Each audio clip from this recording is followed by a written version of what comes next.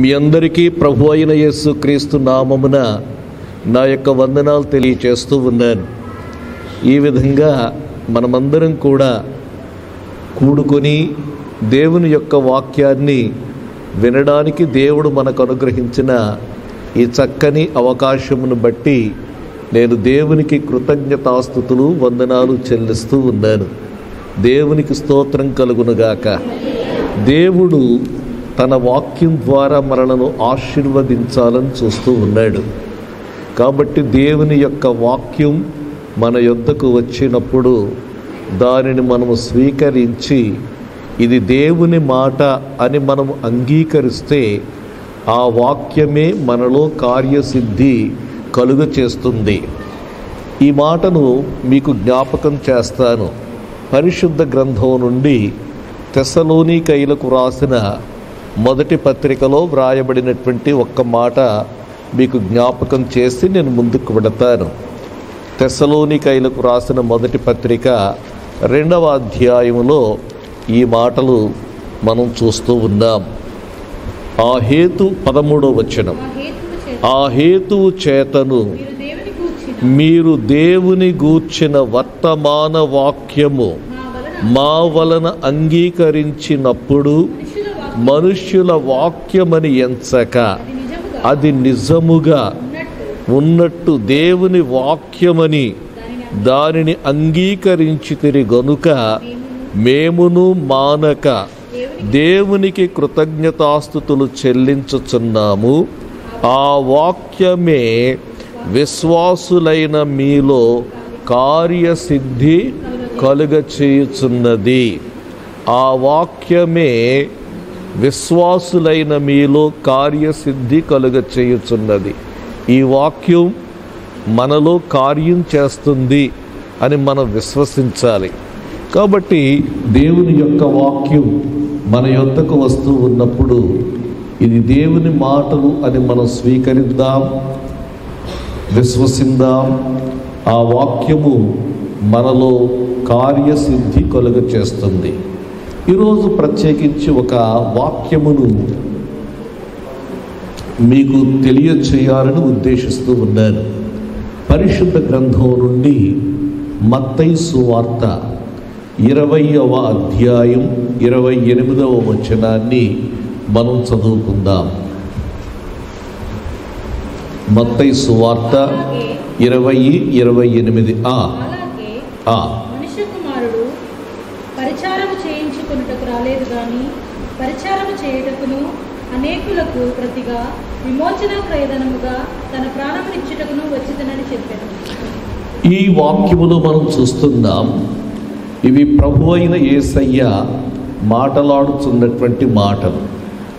ఆయన అంటూ ఉన్నాడు, తాను ఎందు నిమిత్తమై ఈ లోకానికి వచ్చాను అనేటువంటి సంగతి చెప్తా ఉన్నాడు. ఈ మాటలు యేసు యొక్క మాటలు. తన శిష్యులను ఉద్దేశించి ఈ మాటలు పలుకుతున్నాడు. మనుష్య కుమారుడు పరిచారము చేయించుకొనుటకు రాలేదు గాని పరిచారం చేయటానికి వచ్చాడు. అంత మాత్రమే కాకుండా అనేకులకు ప్రతిగా విమోచన క్రయధనముగా తన ప్రాణమునిచ్చుటకు వచ్చేనని చెప్పాను. ఈ వాక్యములో మనం చూస్తున్నాం, యేసయ్య రావడములో ఉద్దేశం ఏంటంటే పరిచారం చేయడానికి వచ్చాడు. ఈ రోజుల్లో దేవుళ్ళు దేవతలు అని పిలువబడుతున్నటువంటివి అనేకమైనవి ఉన్నాయి. అనేకమైన వారు ఉన్నారు. వారంతా కూడా పరిచారము చేయించుకునేవారే కానీ పరిచారము చేసేటువంటి వారెవరూ మనకు కనబడరు. మనుష్యులు వారికి పరిచారం చేస్తూ ఉంటారు, వాటిని మోస్తూ ఉంటారు,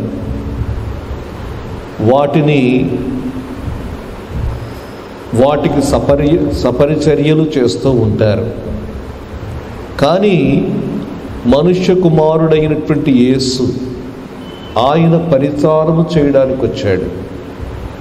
ఇది మీకు అర్థం అవ్వడానికి ఒక దృష్టాంతాన్ని మీకు జ్ఞాపకం చేస్తాను. దేవుని ప్రజలైనటువంటి ఇశ్రాయేలీయులు బబులోను చెరలో ఉండిపోయారు.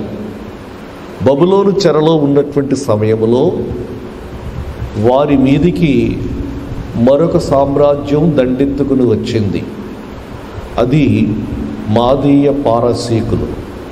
ఈ మాదీయ పారసీకులు దండెత్తుకుని వచ్చి ఈ ఇశ్రాయేలు దేశాన్ని ఆక్రమించుకుంటూ ఉన్నారు. ఆ సమయంలో ఈ దేశంలో ఉన్నటువంటి ప్రజలు పారిపోతూ ఉన్నారు. ఈ దేశంలో ఉన్నటువంటి ప్రజలు పారిపోతూ వీరు పారిపోవడం మాత్రమే కాకుండా వీరితో పాటు అంతవరకు వీరు సేవించినటువంటి దేవుళ్ళను దేవతలను మోసుకుని వెళ్ళిపోతూ ఉన్నారు. వీరు చెరలోనికి పోతున్నారు. వీరు సేవించినటువంటి దేవుళ్ళు దేవతలు కూడా చెరలోకి పోతూ ఉన్నాయి. వాటిని ఉద్దేశించి దేవుడు మాట్లాడినటువంటి మాటలు మీకు జ్ఞాపకం చేస్తాను. పరిశుద్ధ గ్రంథం నుండి యెషయా గ్రంథానికి వస్తే ఈ మాటలు మనం చూస్తున్నాం. యెషయా గ్రంథం 46వ అధ్యాయం మొదటి 2 వచనాలు నేను చదువుతూ ఉన్నాను. బేలు కూలుచున్నది, నెబో కృంగుచున్నది, వాటి ప్రతిమలు జంతువుల మీదను పశువుల మీదను మోయబడుచున్నవి. చాలండి, ఇక్కడ మనం చూస్తున్నాం బేలు అనేటువంటి దేవత, నెబో అనేటువంటి దేవత. ఈ దేవతా విగ్రహములను ఏం చేస్తున్నారంటే ప్రజలు మోసుకుని వెళుతూ ఉన్నారు. పశువుల మీద మోసుకుని వెళుతూ ఉన్నారు.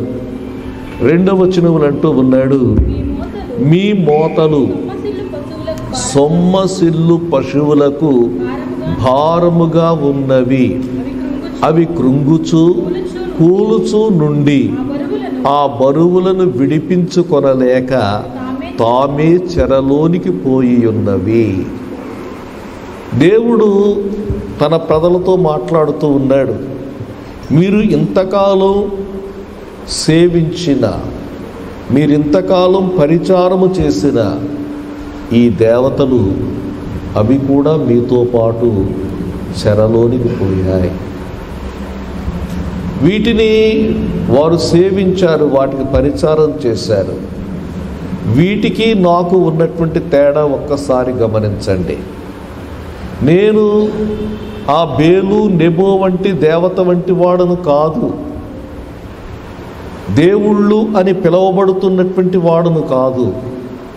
నాకును మిగిలిన వాటికి ఉన్నటువంటి తేడా ఏంటో చెప్తాను చూడండి అని చెప్తూ 3వ వచనంలో అంటాడు, యాకోబు ఇంటి వారలారా, ఇశ్రాయేలు ఇంటి వారిలో శేషించిన వారలారా, గర్భమున పుట్టినది మొదలుకొని నా చేత భరింపబడిన వారలారా, తల్లి వడిలో కూర్చుండినది మొదలుకొని నేను చంక పెట్టుకొనిన వారలారా, నా మాట ఆలకించుడి.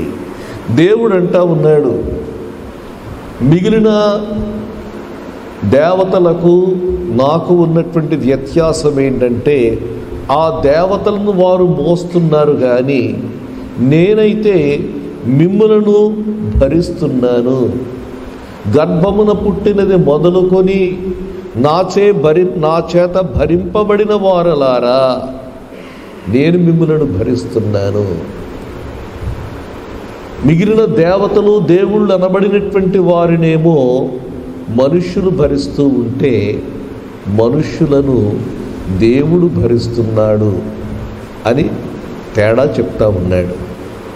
అంత మాత్రమే కాకుండా ఇక్కడ మనం చూస్తూ ఉన్నాం, ముదిమి వచ్చు వరకు నిన్ను ఎత్తుకొని వాడను నేనే, తల వెంట్రుకలు మెరియు వరకు నిన్ను ఎత్తుకొని వాడను నేనే. ఇక్కడ దేవుడు అంటా ఉన్నాడు, మీరు తల్లి గర్భమున పుట్టింది మొదలుకొని ముసలివాడవయ్యే వరకు కూడా నేను ఎత్తుకుంటాను అని దేవుడు వాగ్దానం చేశాడు.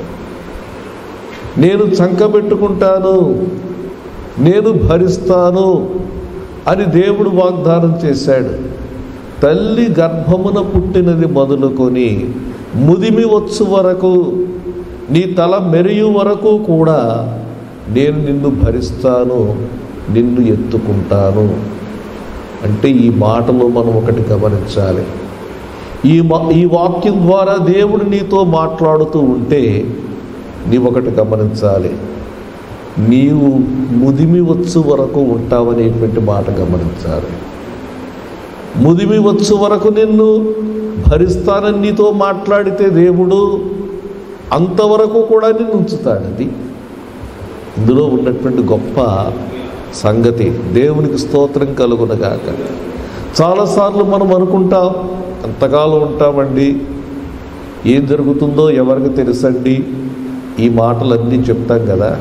కానీ నేను ఒక మాట చెప్తాను, దేవుడు నీతో ఈ మాట మాట్లాడితే నీవు తల నెరయు వరకు నీవు ఉంటావు. దేవునికి స్తోత్రం కలుగునగాక. హల్లెలూయా. పేతురుతో చెప్పాడు దేవుడు, ప్రభు అయినటువంటి యేసయ్య పేతురుతో చెప్పాడు. మిగిలిన వారితో చెప్పలేదు, కానీ పేతురుతో చెప్పాడు. ఆ మాట మీకు జ్ఞాపకం చేస్తాను. పరిశుద్ధ గ్రంథం నుండి యోహాను సువార్తలోనికి రండి. యోహాను సువార్త 21వ అధ్యాయములో మనం చూస్తే పేతురుతో చెప్పినటువంటి మాటలు నేను చదువుతూ ఉన్నాను. 21:8-18. యేసు, నా గొర్రెలను మేపుము, నీవు యవ్వనుడవై ఉండినప్పుడు నీ అంతట నీవే నడుము కట్టుకొని నీకిష్టమైన చోటికి వెళ్ళుచుంటివి. నీవు ముసలివాడవైనప్పుడు నీ చేతులు నీవు చాచుదువు, వేరొకడు నీ నడుము కట్టి నీకిష్టము కాని చోటికి నిన్ను మోసుకొని పోవునని నీతో నిశ్చయముగా చెప్పుచున్నానని అతనితో చెప్పాను. ప్రియులారా, ఇక్కడ ప్రభు అయినటువంటి యేసయ్య పేతురుతో మాట్లాడుతూ ఉన్నాడు. పేతురుతో మాట్లాడుతుంటున్నాడు, నీవు యవ్వనుడుగా ఉన్నప్పుడు నీకు ఇష్టమైన చోటికి నీవు వెళ్ళావు, అయితే నీవు ముసలివాడవైనప్పుడు అని మాట అన్నాడు. అంటే నువ్వు ముసలివాడవవుతావు. నీవు ముసలివాడవైనప్పుడు నీ చేతులు నీవు చాచుదువు, వేరొకడు నీ నడుము కట్టి నీకిష్టము కాని చోటికి నిన్ను మోసుకొని పోవునని నీతో నిశ్చయముగా చెప్పుచున్నానని అతనితో చెప్పాను. పేతురు వృద్ధాప్యం వరకు జీవించాడు కదా. అయితే మధ్య వయసులోనే పేతురు చనిపోయేటువంటి సమయం వచ్చింది. తన యొక్క సేవా జీవితం పూర్తి కాకమునిపే అతడు చనిపోవలసినటువంటి పరిస్థితి ఏర్పడింది. రాజైనటువంటి హేరోదు కాలములో సంఘములో చాలా శ్రమలు వచ్చాయి. సంఘములో చాలా శ్రమలు వచ్చినప్పుడు రాజైనటువంటి హేరోదు అనుకుంటున్నాడు, ప్రభువైనటువంటి యేసును వెంబడిస్తున్నటువంటి శిష్యులను చంపడం అది యూదులకు ఇష్టమైనటువంటి పని అని గ్రహించి యేసు ప్రభు యొక్క శిష్యులను సంహరించడం ప్రారంభించాడు. అపోస్తల కార్యముల గ్రంథం 12వ అధ్యాయములో మనం చూస్తాం, యాకోబునేమో ఖడ్గముతో చంపించాడు. యాకోబు ఖడ్గంతో చనిపోయాడు. ఆ తర్వాత పేతురు బంధింపబడ్డాడు. పేతురు బంధింపబడి చెరసాలలో ఉంచబడ్డాడు. తెల్లవారితే పేతురు కూడా మరణశిక్ష విధించవలసినటువంటి పరిస్థితి వచ్చింది. పేతురు చుట్టూ కూడా 4 చతుష్టయముల సైనికులు ఉన్నారు. 16 మంది సైనికులు కాపలా కాస్తూ ఉన్నారు. ఈ 16 మంది సైనికులు కాపలా కాస్తూ ఉన్నటువంటి సమయంలో వారి మధ్యలో పేతురున్నాడు. తెల్లవారితే మరణశిక్ష పేతురుకు అమలవుతుంది. తెల్లవారితే మరణశిక్ష అమలవుతుంది అనుకున్నటువంటి పరిస్థితుల్లో పేతురు ఏమాత్రము కూడా కంగారు పడలేదు. సైనికుల మధ్య చక్కగా నిద్రపోతూ ఉన్నాడు. పేతురును కాయుచున్నటువంటి సైనికులకు నిద్ర లేదు, కానీ మరణశిక్ష తన పట్ల అమలు కాబోతుందని గ్రహించిన పేతురైతే నిద్రపోతున్నాడు. పేతురుకు ఎలా నిద్ర వచ్చింది అని మనం ఆలోచిస్తే ఒక మాట జ్ఞాపకం చేస్తాను. పేతురు ఎప్పుడైతే చెరసాలలో ఉన్నాడో ఒక మాట జ్ఞాపకంకి వచ్చింది. అతడు జ్ఞాపకం చేసుకున్నటువంటి మాట ఏంటంటే, ప్రభు అయినటువంటి యేసు చెప్పినటువంటి మాట జ్ఞాపకం చేసుకున్నాడు. యేసయ్య నాతో ఇలా చెప్పాడు కదా, నీవు యవనస్తుడుగా ఉన్నప్పుడు నీకు ఇష్టమైనటువంటి చోటికి వెళ్ళావు, నీవు ముసలివాడవైనప్పుడు నీ చేతులు చాచుదువు, నీకిష్టము కాని చోటికి వేరొకడు నిన్ను తీసుకుని వెళ్ళును. యేసయ్య చెప్పాడు, నేను ముసలివాడనయ్యే వరకు కూడా ఉంటానని చెప్పాడు. కాబట్టి నాకేమీ జరగదు, వీరు నన్ను ఏమీ చేయలేరు, ముదిమి వచ్చు వరకు నేను ఉంటాను అనే నిశ్చయత అతనికి కలిగింది. అయితే దేవుడు అద్భుతం చేశాడు. దేవుడు తన దూతను పంపించాడు. ఆ దూత పేతురును విడిపించాడు. పేతురు ఆ చెరసాల నుండి నడుచుకుంటూ బయటకు వచ్చాడు. దేవునికి స్తోత్రం కలుగునుగాక. ఆయన చేసేటువంటి పరిచర్య ఏంటో తెలుసా? ముదిమి వచ్చు వరకు నిన్ను ఎత్తుకుంటాడు. ఇది దేవుడు మనతో మాట్లాడుతున్నటువంటి మాటగా మనం గుర్తించాలి. మనుష్య కుమారుడు ఎందుకు వచ్చాడు? పరిచారం చేయించుకున్నటకు రాలేదు. దేని కొరకు వచ్చాడు అని మనం ఆలోచిస్తే పరిచారము చేయడానికి వచ్చాడు. ఏమిటి ఆయన నీకు చేసేటువంటి పరిచారం అంటే, నిన్ను ఎత్తుకుంటాడు. ముదిమి వచ్చు వరకు కూడా చంకన పెట్టుకుంటాను అని చెప్పాడు. ఇదే నీకు ఆయన చేసేటువంటి పరిచారంగా గుర్తించాలని జ్ఞాపకం చేస్తూ ఉన్నాను. తల వెంట్రుకలు మెరియు వరకు కూడా నేను నిన్ను ఎత్తుకుంటానని ఆయన జ్ఞాపకం చేశాడు. యేసు యొక్క మాట ఏం చేస్తుందో తెలుసా? మనలో కార్యసిద్ధి కలుగ చేస్తుంది. ఇక్కడ ఉన్నటువంటి మీరు అనుకోవచ్చు, లోకములో పరిస్థితులు మారుతూ ఉన్నాయి కదా, భయంకరమైనటువంటి వార్తలు వింటున్నాం కదా, ఎంతకాలం ఉంటామో, ఏం సంభవిస్తుందో అని మనం అనుకోవచ్చు. అయితే నేనంటాను, ఈ రాత్రి ప్రభువు నీతో మాట్లాడితే నీవు తల వెంట్రుకలు మెరియు వరకు నీవు ఉంటావు. అది నీవు అర్థం చేసుకోవాలి. దేవుని స్తోత్రం కలుగునగాక. హల్లెలూయా. రెండోది ఇంకొక మాట జ్ఞాపకం చేస్తాను. దేవుని సన్నిధిలో చేసిన ప్రార్థన మరలను ఉంచుతానండి. మీకు ఒక మాట జ్ఞాపకం చేస్తాను. దావీదు ఒక అద్భుతమైనటువంటి ప్రార్థన చేశాడు. పరిశుద్ధ గ్రంథం నుండి ఈ మాటలు మీకు గుర్తు చేస్తాను. కీర్తనల గ్రంథానికి వస్తే ఈ మాటలు రాయబడ్డాయి.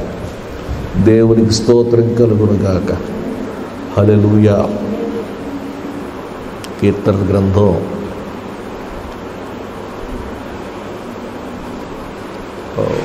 ఒక్క నిమిషం ఉండండి. ప్రభువా మీకు వందనాలు, యేసయ్యా మీకు వందనాలు, యేసయ్యా మీకు వందనాలు. దేవుని వాక్యంలో వ్రాయబడినటువంటి మాట, వచ్చు తరమునకు నీ కార్యములను గూర్చియు నీ బాహుబలమును గూర్చియు నేను వివరించున్నట్లుగా వృద్ధుడనై ఉండే వరకు కూడా నన్ను విడిచిపెట్టొద్దు అని చెప్పి భక్తుడైనటువంటి దావీదు ప్రార్థన చేసినట్లుగా మనం చూస్తూ ఉన్నాం. వచ్చు తరమునకు నీ బాహుబలమును గూర్చియు నీ కార్యములను గూర్చియు నేను వివరించున్నట్లుగా తలనెరసి వృద్ధుడనై ఉండే వరకు కూడా నన్ను విడిచిపెట్టొద్దని చెప్పి భక్తుడైనటువంటి దావీదు ప్రార్థన చేసినట్లుగా మనము చూస్తూ ఉన్నాం. దేవునికి స్తోత్రం కలుగునుగాక. హల్లెలూయా. దావీదు చేసినటువంటి ప్రార్థనను దేవుడు ఆలకించాడు. దావీదు చేసినటువంటి ప్రార్థనను దేవుడు ఆలకించాడు కాబట్టి తలనెరసి వృద్ధుడై ఉండే వరకు కూడా దావీదు ఉన్నాడు. అతని తరము వారందరికీ కూడా దేవుని యొక్క కార్యములను గూర్చి వివరించినటువంటి వానిగా ఉన్నట్లుగా మనం చూస్తూ ఉన్నాం. వచ్చు తరమునకు నిన్ను గూర్చి నీ కార్యములను గూర్చి 71వ కీర్తన 18వ వచనం. దేవా వచ్చు తరమునకు నీ బాహుబలమును గూర్చియు పుట్టబోవు వారికందరికీ నీ శౌర్యమును గూర్చియు నేను తెలియ చెప్పునట్లు తలనెరసి వృద్ధుడనయ్యుండు వరకు నన్ను విడువకుము. దేవునికి స్తోత్రం కలుగునుగాక.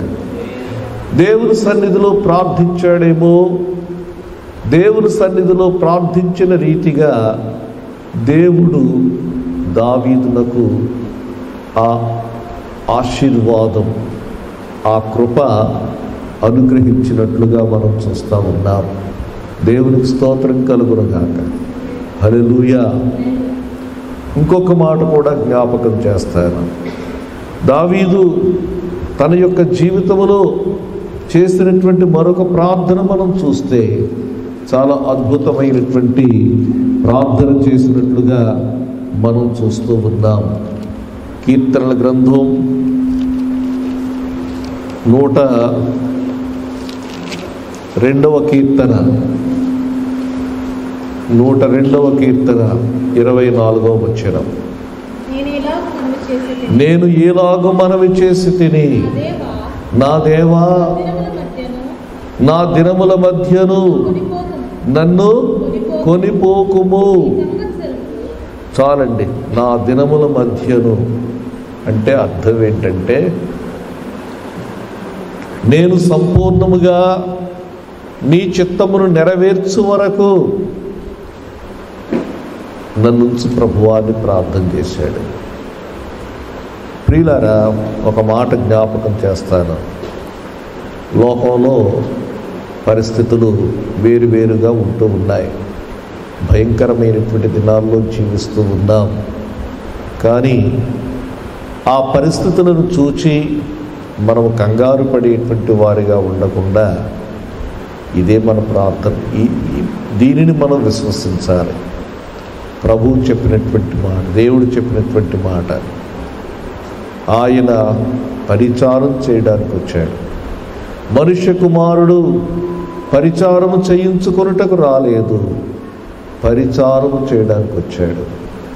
ఆయన చేసేటువంటి పరిచారం తల నెరసి వృద్ధుడవై ఉండే వరకు కూడా, ముదిమి వచ్చు వరకు కూడా సంకన పెట్టుకుంటున్నాడు, కాపాడుతూ ఉన్నాడు, సంరక్షిస్తూ ఉన్నాడు, నడిపిస్తూ ఉన్నాడు. ఇది ఆయన మనకు చేసేటువంటి పరిచర్య. మనుష్య కుమారుడు పరిచారము చేయడానికి వచ్చాడు. నేను పరిచారం చేసే దేవుడు నాకొద్దు, కానీ నాకు పరిచారం చేసే దేవుడు నాకు కావాలి. నాకు పరిచారం చేయడానికి వచ్చాడు, నన్ను ఎత్తుకోవడానికి వచ్చాడు. నన్ను ఎత్తుకోవడానికి వచ్చాడు. నేను అలసిపోతానని చెప్పి ఎత్తుకొనడానికి వచ్చాడు. ఎంతకాలం ఎత్తుకుంటాడంటే ముదిమి వచ్చు వరకు ఎత్తుకుంటాడు. ముదిమి వచ్చు వరకు కూడా కాపాడేటువంటి వాడు. అవును, రేపు ఎలా ఉంటుందో ఏంటోనండి అనేటువంటి మాటలు పక్కన పెడదాం. ఏం ఉండదు, అన్నీ బాగుంటాయి. రాబోయేటువంటి తరాలు దేవుని గురించి చెప్పడానికి దేవుడు నీకు ఆయురారోగ్యాలు ఆయుష్ ఇస్తాడు. దేవునికి స్తోత్రం కలుగునుగాక. ఈ మాటలు నమ్ముదాం. లోకం చెప్పేటువంటి మాటలు ప్రక్కన పెట్టండి. దేవుడు చెప్పేటువంటి మాటలు నమ్ముదాం. దేవుడు చెప్పేటువంటి మాటలు మనుష్య కుమారుడు ఎందుకు వచ్చాడంటే పరిచారం చేయడానికి వచ్చాడు. ఆయన మనకు పరిచారం చేస్తాడు. దేవుడి మాటలు దీవించునుగాక. ఆమేన్.